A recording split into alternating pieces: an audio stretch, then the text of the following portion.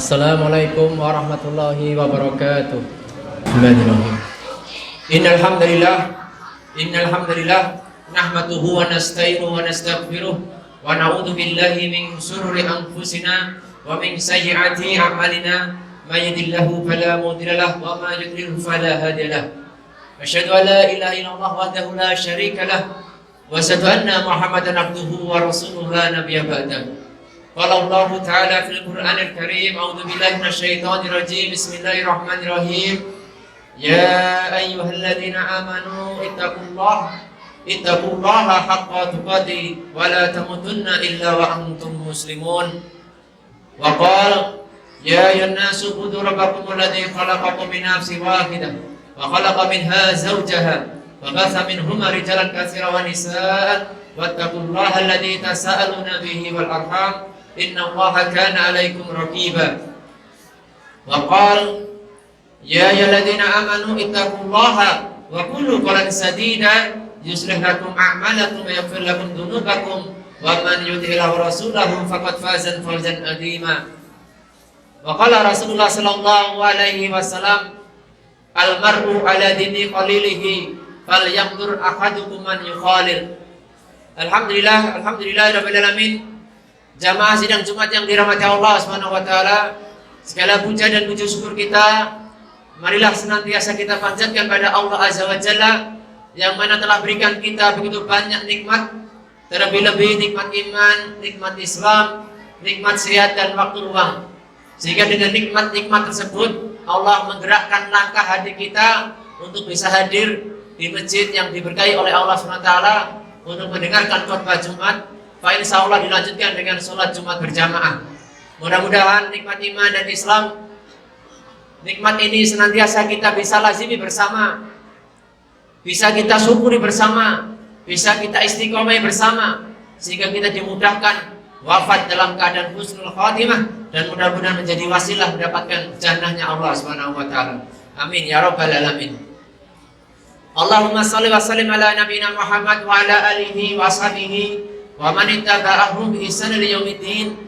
Salat dan salam mudah-mudahan senantiasa tercurahkan kepada Nabi Muhammad sallallahu alaihi wasallam, tak lupa kepada keluarganya, sahabatnya, tabi'in, tabi'ut tabi'in, dan kepada seluruh pengikut setiap hingga yaumil qiyamah.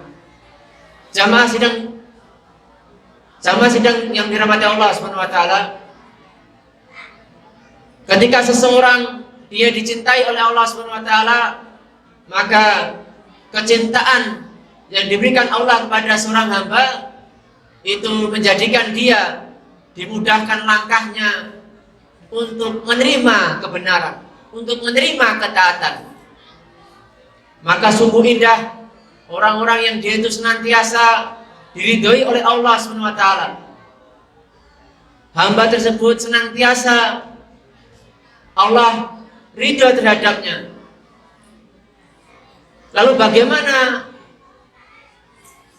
hal-hal apa saja yang mendatangkan keridhaan dari Allah Subhanahu wa taala? Banyak orang menginginkan sesuatu tetapi dia tidak melakukan apa yang menjadi sebabnya. Karena tidaklah seseorang atau tidak sesuatu itu ada akibatnya kecuali ada sebabnya.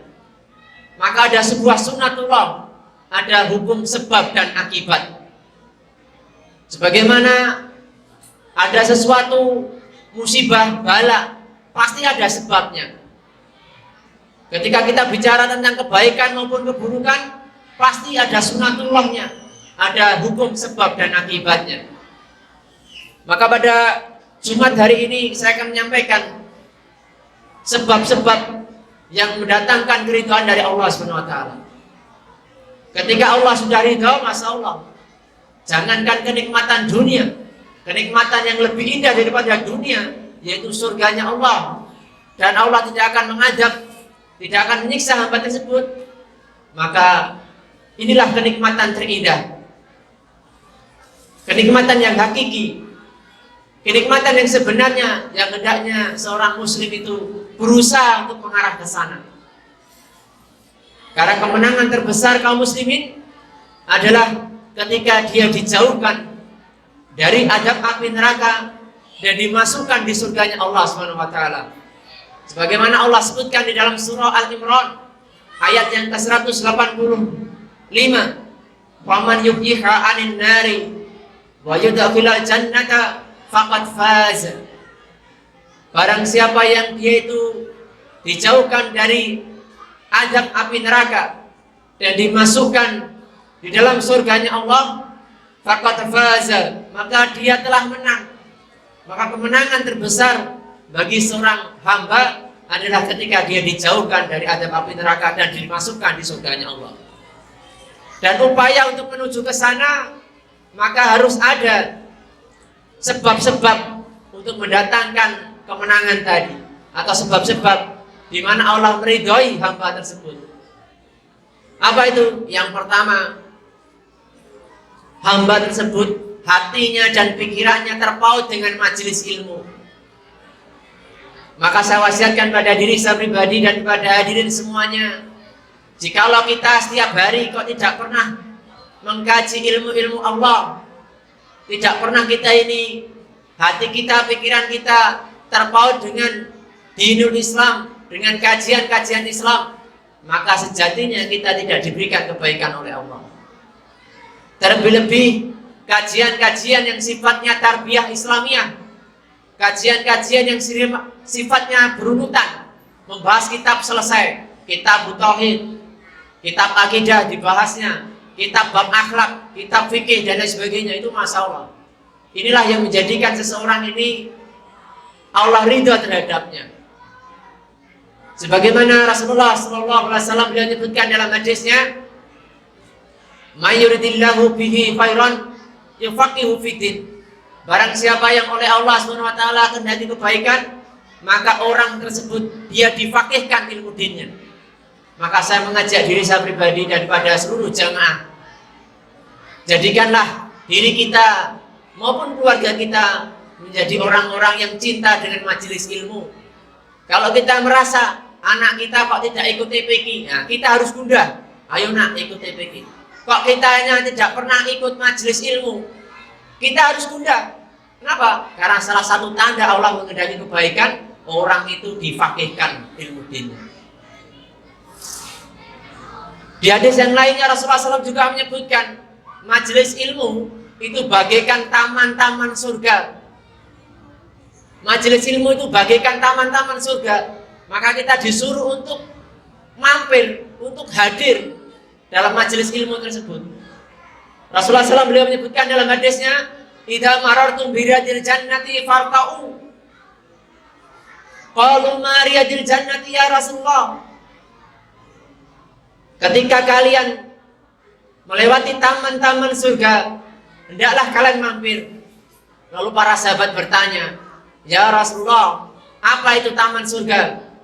Qalu ma khilaqud dzikri, yaitu tempat di mana di situ Allah dimuliakan dengan zikrullah, tempat di mana di situ untuk mengkaji ilmu-ilmu Allah, maka disebut sebagai riyadul jannah, taman-taman surga. Di hadis yang lainnya Rasulullah SAW beliau menyebutkan bahwasanya seseorang yang dia itu hadir di dalam majelis ilmu, maka orang itu dia diberikan kebaikan, diberikan doa kebaikan. Bukan hanya sekedar Allah yang memberikan kebaikan, tetapi malaikat, penghuni langit dan bumi, dan seluruh ikan-ikan maupun semut-semut, mereka mendoakan kebaikan. Ini saking fadilah atau keutamaan orang yang hadir dalam majelis ilmu. Maka Masya Allah, marilah kita menjadi orang-orang yang senantiasa rindu dengan majelis ilmu. Kalau kita belum hadir dalam majelis ilmu, tahu kan di sini ada enggak majelis ilmu? Ada enggak kajian-kajian yang untuk mendalami ilmu din? Maka kalau tidak ada, diadakan. Kalau yang sudah ada, datangi. Siapapun gurunya, selagi dia berdasarkan Quran dan Sunnah, insya Allah akan menuntun kita kepada kebaikan. Hadirin sidang Jumat yang dirahmati Allah SWT, Rasulullah SAW beliau menyebutkan dalam hadisnya, "Innallaha wa malaikatahu wa ahlus samawati wal ardi wa hatta namlatu fi furjiha wa hutu la yusalluna man amalana sa khaira." Sesungguhnya Allah dan para malaikat dan seluruh penghuni langit dan bumi dan semut-semut di bebatuan, termasuk ikan-ikan di lautan, la yusalluna, mereka mendoakan, la yusalluna man amala nasa khaira, mereka mendoakan orang-orang yang duduk-duduk dalam sebuah majelis untuk mengajarkan kebaikan. Masya Allah. Jadi keutamaan tentang majelis ilmu itu banyak sekali. Di hadis yang lainnya Rasulullah SAW beliau menyebutkan, la yaqudu qaumun la yaqudu qaumun yadhkuruna Allah, tidaklah suatu kaum dia itu berkumpul illa hafathumul malaikatu wa ghasyiyatuhumur rahmatu wa nazalat sakinatu wa dzakarakum billahi fi man indah. Tidaklah suatu kaum dia itu berkumpul kecuali para malaikat berkumpul. Para malaikat berkumpul untuk mendoakan orang-orang yang duduk-duduk dalam majelis itu. Lalu mereka diberikan sakinah, ketenangan, kenyamanan, dan diberikan kasih sayang Allah SWT.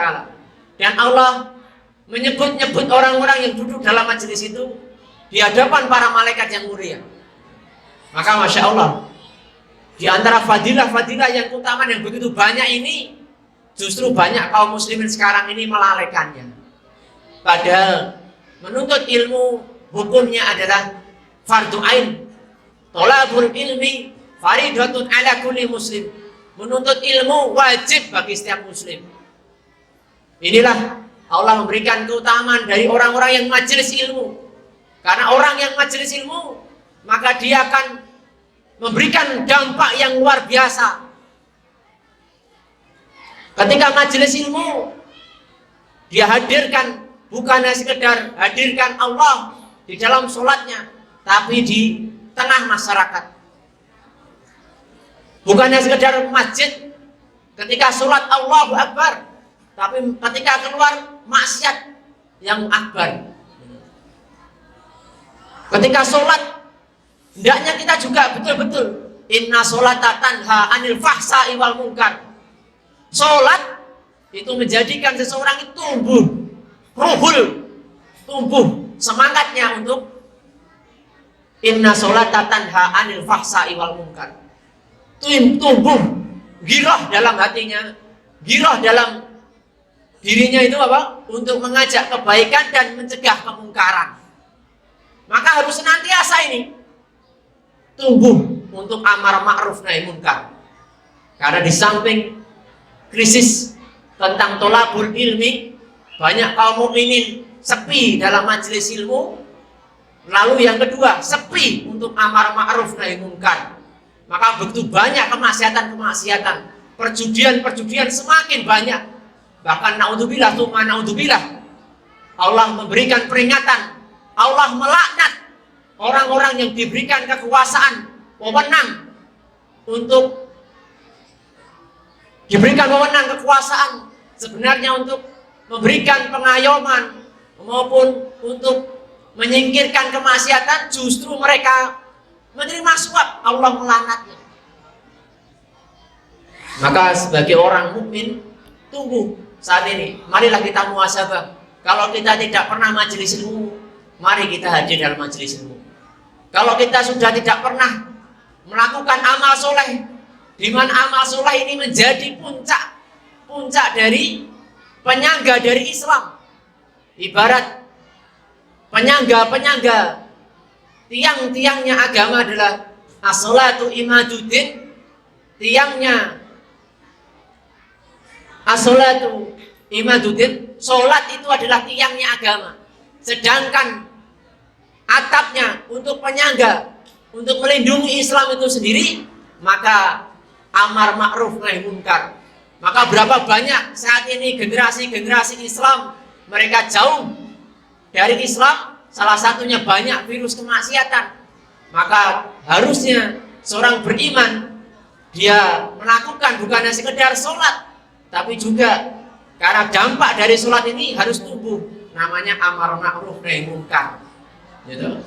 Kalau kemarin alhamdulillah di Masjid Baitul Ma'mur, wah, awalnya tidak ada togel, nah terus sepakat tak admirnya, pengurusnya, dan jamaahnya. Jangan sampai ini kita sudah berusaha TPQ jalan, pengajian jalan, wah kok ada bukaan lagi togel. Wah, akhirnya Masya Allah, karena kekompakan dari jamaah untuk amar ma'ruf nahi munkar, Allah memberikan nasrullahnya.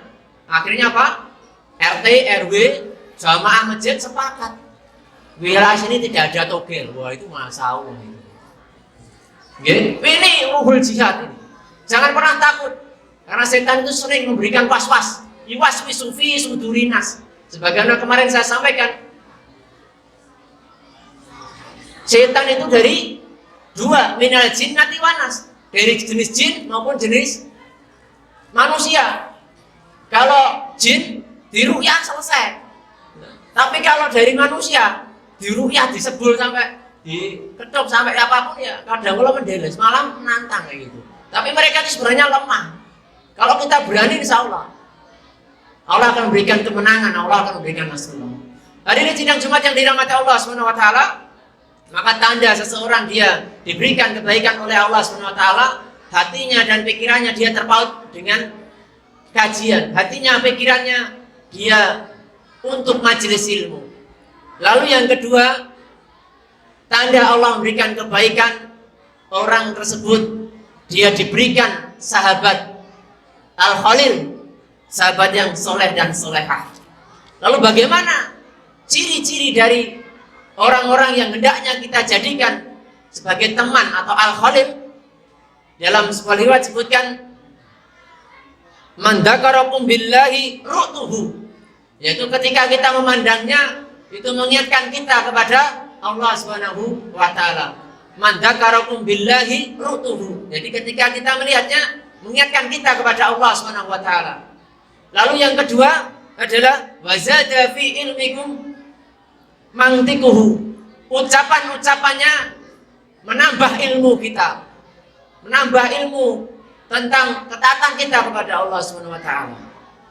Lalu yang ketiga adalah wa dzakarakum bil akhirati amaluhu. Wa dzakarakum bil akhirati amaluhu. Dan amal-amal perbuatannya mengingatkan kita kepada Allah Subhanahu wa taala. Inilah ciri-ciri dari orang-orang yang hendaknya kita jadikan sahabat soleh dan solehah. Tentunya ketika kita tidak punya sahabat, nanti bisa menjadi kerugian. Sebagaimana di dalam Al-Quran, Allah Subhanahu wa taala menyebutkan di dalam surah Al-Furqan, fama lana min syafi'in, maka tidak ada bagi kami itu penolong. Jadi sahabat yang soleh dan solehah itu Masya Allah, kelak itu bisa menjadi penolong. Nah kalau kita ini tidak punya ustadz, tidak punya kiai, atau tidak punya ulama, atau teman-teman majelis, nanti kita nggak ada yang nolong. Memang penolong ada banyak, tapi minimal ketika kita banyak penolong akan mempermudah kita untuk diselamatkan dari azab api neraka. Syafaat, ada syafaat dari baginda Nabi Muhammad SAW, ada syafaat berupa Al-Quran, ada syafaat dari orang-orang soleh. Maka semakin memperbanyak syafaat, pertolongan, maka memperbanyak kita peluang untuk mendapatkan surganya Allah Subhanahu wa taala. Wal asri innal insana lafi khusri illa alladziina aamanu wa 'amilus shalihati wa tawassaw bil haqqi wa tawassaw bis sabr. Alhamdulillahilladzi anzala ala abdihi al-kitaba wa lam yaj'al lahu iwaja. Allahumma lakal hamdu anta qayyimus samawati wal ardi wa man fihinna. Wa qala Allah ta'ala fil Qur'anil Karim, a'udzu billahi minasyaitonir rajim. Bismillahirrahmanirrahim. Walladzi ba'atsa fil ummiyina rasulan minhum yatlu 'alaihim ayatihi wa yuzakkihim wa yu'allimuhumul kitaba wal hikmata wa in kanu min qablu lafi dhalalin mubin. Hadirin sidang Jumat yang dirahmati Allah Subhanahu wa taala, ketika kita tidak memiliki sahabat yang soleh dan solehah, maka menjadi kita kerugian. Maka selagi kita diberikan umur yang panjang oleh Allah, diberikan kesehatan, maka memperbanyaklah, berkawanlah dengan orang-orang soleh atau solehah. Kenapa? Karena ketika kita ini tidak ada teman yang soleh, maka akan banyak peluang orang-orang yang buruk yang akan menjadi teman kita. Dan ketahuilah sesungguhnya ketika kita berkawan dengan orang yang buruk, maka bisa dipastikan perilaku kita, ibadah kita sebagaimana orang buruk juga. Makanya Rasulullah SAW mewasiatkan almar'u ala dini khalilihi. Almar'u arrajulu ala dini khalilihi. Arrajulu ala dini khalilihi. Din seseorang itu dia tergantung dengan siapa dia berkawan. Di hadis yang lainnya Rasulullah SAW menyebutkan almar'u ala dini khalilihi falyanzur ahadukum an yukhalil. Diri seseorang itu dia tergantung dengan siapa dia itu berkawan. Maka perhatikanlah dengan siapa dia itu berkawan. Di akhir penghujung khotbah ini saya mengajak diri saya pribadi dan hadirin semuanya, marilah sisa-sisa umur kita ini, sisa-sisa kesempatan yang diberikan oleh Allah ini, marilah kita gunakan untuk senantiasa meningkatkan ilmu, meningkatkan iman, meningkatkan kawan yang soleh, senantiasa meningkatkan ketakwaan kita kepada Allah SWT. Karena dia adalah amalan yang memperberat timbangan kita kecuali ketakwaan kita kepada Allah SWT. Dan sesungguhnya bekal terbaik ketika kita wafat adalah ketakwaan kita kepada Allah SWT. Fatazawwadu faqad jadi takwa.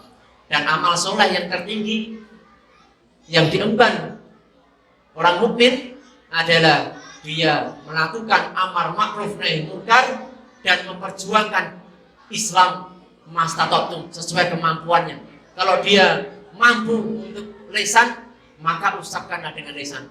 Sekiranya dia mampu lebih tinggi lagi daripada lisan, yaitu dengan perbuatan, masya Allah, ini amalan yang tertinggi, yaitu dengan amal perbuatan. Sekiranya dia dengan amal tangannya tidak bisa, maka turun dengan lisannya. Kalau tidak bisa lagi dengan hatinya. Tetapi jangan pernah kita ini tidak mau ikut andil dalam amar ma'ruf nahi munkar. Kenapa? Karena ketika kita tidak mau ikut andil, yang penting tidak ganggu keluarga saya, yang penting tidak ganggu saya, berarti iman ini telah diangkat. Kenapa? Minimal kalau kita tidak bisa dengan merubah dengan tangan, maka minimal dengan lisan. Kalau dengan tangan, dengan lisan, kalau tidak bisa minimal dengan hati, tidak senang. Man ra'a minkum munkara falyughayyir bi yadihi fa illam yastati bi lisanihi fa illam yastati bi qalbihi wa dzalika adaful iman.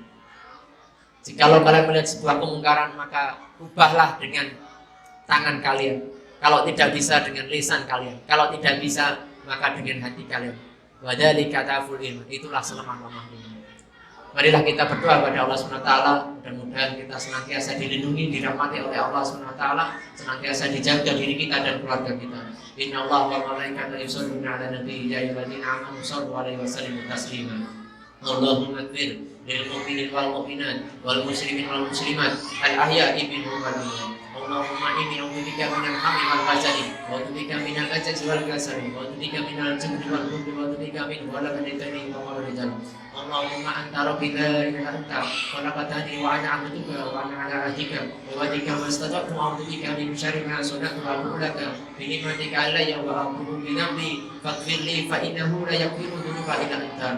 Allahumma inna nas'aluka ilman nafi'an wa rizqan thayyiban wa 'amalan mutaqabbalan. Allahumma inna nas'aluka ridhaka wal jannata wa na'udzubika min syarri an-nar. Subhana rabbika rabbil izzati amma yasifun wa salamun alal mursalin walhamdulillahi rabbil alamin.